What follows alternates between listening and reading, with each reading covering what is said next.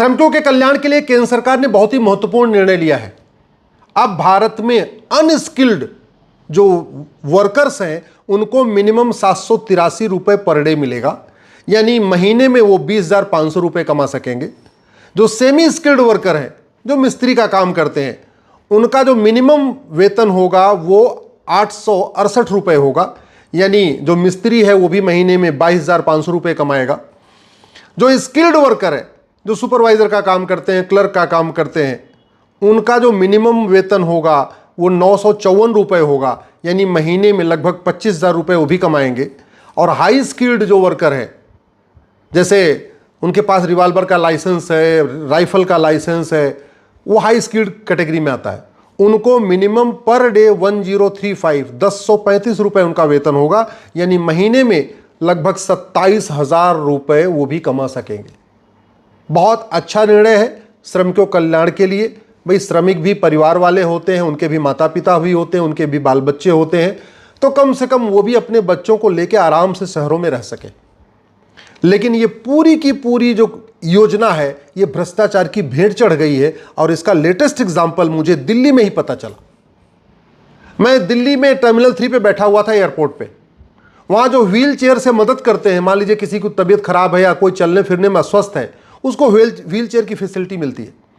मैंने wheel chair वाले लड़के से पूछा तुम्हें कितना वेतन मिलता है, तो उसने बताया कि 12 घंटे में 12,000 रुपये मिलता है। जबकि केंद्र सरकार क्या कह रही है, 8 घंटे की ड्यूटी, 1 घंटे का बीच में लंच, यानी टोटल 9 घंटे की ड्यूटी होगी। 9 घंटे में उनको पर डे कम से कम कितना मिलना चाहिए, 783 रुपये पर डे मिलना चाहिए। महीने में कितना मिलना चाहिए, 20,500 रुपये मिलना चाहिए। और 12 घंटे में मिल कितना रहा है, 12,000। यानी अगर उसको 8 घंटे की जोड़िए तो 8 घंटे के तरीके से उसको 10,000 रुपये हुआ। यह हो रहा है देश की राजधानी दिल्ली में इंदिरा गांधी इंटरनेशनल एयरपोर्ट के ऊपर। और उसने एक और नई बात बताई। उसने बताया कि जो कॉन्ट्रैक्टर है, जो उसने ठेकेदार है, उसने सारे लेबरों से 25-25 हजार रुपये एडवांस ले लिया है। अब आप सोचिए, और कंपनी का नाम है उसका एविया एक्सपर्ट, AVIA, एविया एक्सपर्ट, EXPERT। किसको लेबर सप्लाई करती है, यह सप्लाई करती है लेबर एयर इंडिया को। एयर इंडिया जो पहले कुछ दिन पहले तक गवर्नमेंट की कंपनी थी, अब तो चलो इसको टाटा ने ले लिया। तो टाटा एयरलाइन द्वारा संचालित एयर इंडिया में मजदूरों को सप्लाई करने वाली एविया एक्सपर्ट कंपनी जो मजदूरों को भर्ती करती है, उनसे 25-25 हजार रुपए का ड्राफ्ट ले चुकी है। और ड्राफ्ट के बाद उनसे एफिडेविट भी ली है कि यह भी लिखो हमने किसी कुछ पैसा नहीं दिया है। यह हो रहा है भारत की राजधानी दिल्ली में। और केंद्र सरकार क्या नियम क्या है, केंद्र सरकार क्या कह रही है, केंद्र सरकार कह रही है कि मिनिमम, यानी जो व्हील चेयर लेके चलाने वाला है वो अनस्किल्ड कैटेगरी में आएगा। अगर अनस्किल्ड कैटेगरी में आएगा तो भी उसको प्रतिदिन 783 रुपये वेतन मिलना चाहिए, यानी महीने में उसको 20,500 रुपये मिलना चाहिए। 9 घंटे की ड्यूटी में मिलना चाहिए, लेकिन उसको बेचारे को 12 घंटे की ड्यूटी में मात्र 12,000 रुपये मिल रहा है। और जब ये देश की राजधानी दिल्ली में हो रहा है तो देश से दूर क्या हो रहा होगा, कलकत्ता में क्या हो रहा होगा, मुर्शिदाबाद में क्या हो रहा होगा, बंगाल में क्या हो रहा होगा, बिहार में क्या हो रहा होगा, गुजरात में क्या हो रहा होगा, इसकी कल्पना आप खुद कर सकते हैं। जो लेबर डिपार्टमेंट है वो इसी काम के लिए बना हुआ है कि जो केंद्र के नियम कानून है, केंद्र का नीतियां हैं, जो उसको सारे की सारी जगह बाकायदा लागू किया जाए। लेबर डिपार्टमेंट वालों को पता होगा कि ये एविया एक्सपर्ट कंपनी वाला मात्र 12 घंटे में 12,000 दे रहा है, ये ज्यादा वेतन पे साइन करवा रहा है लेकिन वेतन कम दे रहा है, लेकिन फिर भी कार्रवाई क्यों नहीं कर रहा है? क्योंकि एविया एक्सपर्ट वाला हर महीने लेबर इंस्पेक्टर को कुछ पैसा दे रहा होगा, उसके ऊपर वाले को कुछ पैसा दे रहा होगा, उसके फिर कमिश्नर तक पैसा जा रहा होगा। ये कड़वी सच्चाई है। भ्रष्टाचार से सब परेशान है। और ये जो एविया एक्सपर्ट लेबर सप्लाई करती, मैंने पूछा कितने लोग हैं, उसने बताया लगभग 600 लोग एयर इंडिया में काम करते हैं। 600 लोग एविया एक्सपर्ट के द्वारा दिए गए। और सब किसी को भी मिनिमम वेज नहीं मिलता है जो केंद्र सरकार ने कहा है, जबकि कागज पे मिनिमम वेज दिखाया जाता है। कागज पर अगर मिनिमम वेज नहीं दिखाएंगे तो उनका लाइसेंस कैंसिल हो जाएगा, उनको कॉन्ट्रैक्ट नहीं मिलेगा। तो कॉन्ट्रैक्ट पे मिनिमम वेज दिखाते हैं लेकिन देते नहीं है। क्यों? क्योंकि लेबर डिपार्टमेंट की मिलीभगत है। भ्रष्टाचार से सब परेशान है, लेकिन संसद में इसके खिलाफ आवाज ही नहीं उठती है। घूसखोरी, कमीशनखोरी, जमाखोरी, मिलावटखोरी, कालाबाजारी से सब परेशान है। हिंदू भी परेशान है, मुस्लिम भी परेशान है, पारसी भी परेशान है, ईसाई भी परेशान है, बौद्ध भी परेशान है, जैन भी परेशान है, बहाई भी परेशान है, यहूदी भी परेशान है। लेकिन संसद में तू मैं आरोप प्रत्यारोप, नूरा कुश्ती, बतौलेबाजी होती है, लेकिन भ्रष्टाचार को कैसे रोका जाए इस पर गंभीरता के साथ चर्चा नहीं होती। ये जो नशा तस्करी है, मानव तस्करी है, सोना तस्करी है, इससे सब परेशान है। ब्राह्मण भी परेशान है, क्षत्रिय भी परेशान है, वैश्य भी परेशान है, दलित भी परेशान है, अगड़े भी परेशान है, पिछड़े भी परेशान है।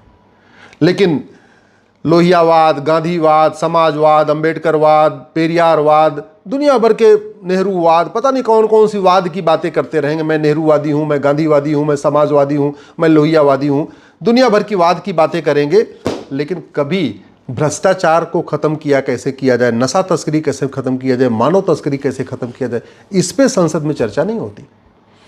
सड़े हुए कानूनों से सब परेशान है, अवैध निर्माण से सब परेशान है, लेकिन अवैध निर्माण के खिलाफ कठोर कानून बनना चाहिए संसद में, इस पे कोई आवाज नहीं उठा रहा है। बस गांधीवाद, समाजवाद, राष्ट्रवाद, लोहियावाद, पेरियारवाद, अंबेडकरवाद, मतलब बौछार हो रही है जुमलों की, बौछार हो रही है भाषणों की, एक से बढ़कर एक।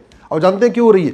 क्योंकि आप भी इसी पे ताली बजाते हो। आपको भी काम नहीं चाहिए, आपको भाषणबाजी चाहिए, आपको लच्छेदार भाषण चाहिए, आपको काम चाहिए नहीं, इसलिए लच्छेदार भाषण चल रहे। धर्मांतरण के ऊपर संसद में चर्चा नहीं हो रही है, लफ्ज़ जिहाद के ऊपर संसद में चर्चा नहीं हो रही है, लैंड जिहाद पे संसद में चर्चा नहीं हो रही है, घुसपैठ जिहाद पे संसद में चर्चा नहीं हो रही है, जनसंख्या विस्फोट हो रहा है उस पर संसद में चर्चा नहीं हो रही है। बस राष्ट्रवाद, समाजवाद, लोहियावाद, अंबेडकरवाद, पेरियारवाद, बस दुनिया भर के गांधीवाद, इसकी चर्चा होती जा रही है। झूठी शिकायत, झूठी एफआईआर, झूठी गवाही, झूठी जांच से हिंदू भी परेशान है, मुस्लिम भी परेशान है, पारसी भी परेशान है, ईसाई भी परेशान है। झूठी वसीयत, झूठी विरासत, झूठे कागज, झूठे राशन कार्ड, झूठी ड्राइविंग लाइसेंस, झूठे बर्थ सर्टिफिकेट, झूठे पेपर लीक होने से बंगाली भी परेशान है, गुजराती भी परेशान है, मलयाली भी परेशान है, कश्मीरी भी परेशान है, लेकिन संसद में चर्चा ही नहीं होती इसके ऊपर।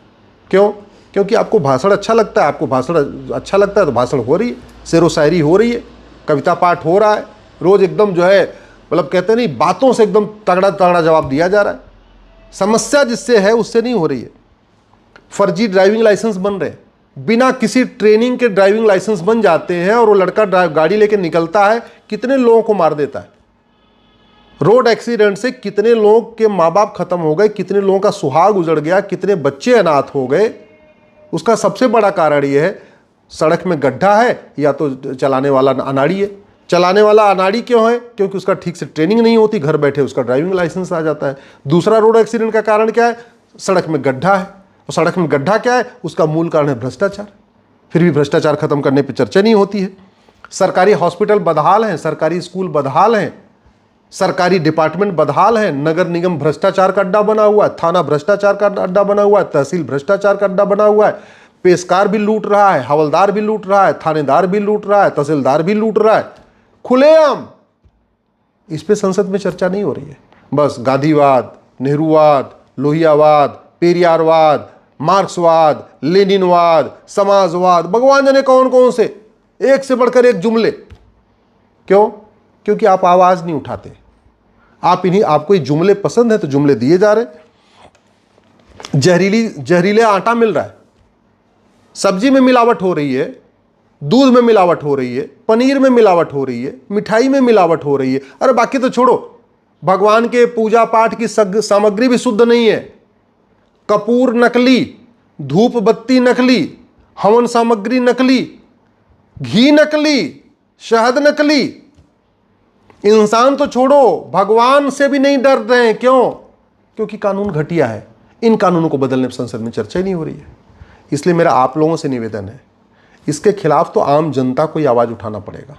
आपको बोलना पड़ेगा, लिखना शुरू करिए, बोलना शुरू करिए। फेसबुक पे लिखिए, ट्विटर पे लिखिए, इंस्टाग्राम पे लिखिए, व्हाट्सएप पे लिखिए, अपने सांसद विधायक से मिल के बोलिए ये क्या हो रहा है भैया, जो असली मुद्दे इन पे चर्चा क्यों नहीं कर रहे। कब तक ये बतौलेबाजी चलेगी? कब तक ये तू मैं चलेगा? कब तक ये आरोप प्रत्यारोप चलेगा? कब तक नूरा कुश्ती चलेगी? सब परेशान हैं घटिया कानूनों से। मजदूर भी परेशान है, किसान भी परेशान है, अगड़े भी परेशान है, पिछड़े भी परेशान है, हिंदू भी परेशान है, मुस्लिम भी परेशान है, पारसी भी परेशान है, यहूदी भी परेशान है, जैन भी परेशान है, बौद्ध भी परेशान है, गुजराती भी परेशान है, बंगाली भी परेशान है।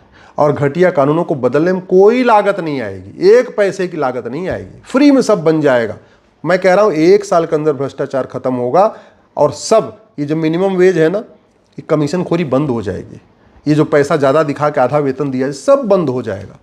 लेकिन उसके लिए नियम कानून बदलना पड़ेगा, 100 रुपये से बड़ी नोट बंद करना पड़ेगा, 5000 रुपये से महंगे सामान का कैश लेन देन बंद करना पड़ेगा, प्रॉपर्टी को आधार से लिंक करना पड़ेगा, भ्रष्टाचारियों की 100% संपत्ति जब्त करने, नागरिकता खत्म करने, आजीवन कारावास देने के लिए कानून बनाना पड़ेगा, तब ये होगा।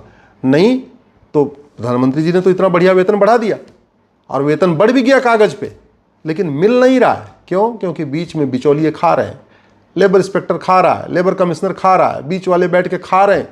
कागज पे बिल, कागज पे दिख रहा है कि प्रधानमंत्री जी ने कहा कि भाई अनस्किल्ड को, मजदूर को भी 20,000 साढ़े 20,000 मिलना चाहिए, और कागज पे दिखा रहे हैं मिल रहा है। और ये मैंने आपको एग्जाम्पल संसद से 10 किलोमीटर दूर के इंदिरा गांधी एयरपोर्ट का दिया है। अब आप कल्पना कर लीजिए कि कच्छ में क्या हो रहा होगा, कामरूप में क्या हो रहा होगा, मुर्शिदाबाद में क्या हो रहा होगा, केरल में क्या हो रहा होगा, बंगाल बिहार में क्या हो रहा होगा, इसकी कल्पना आप खुद कर लीजिए।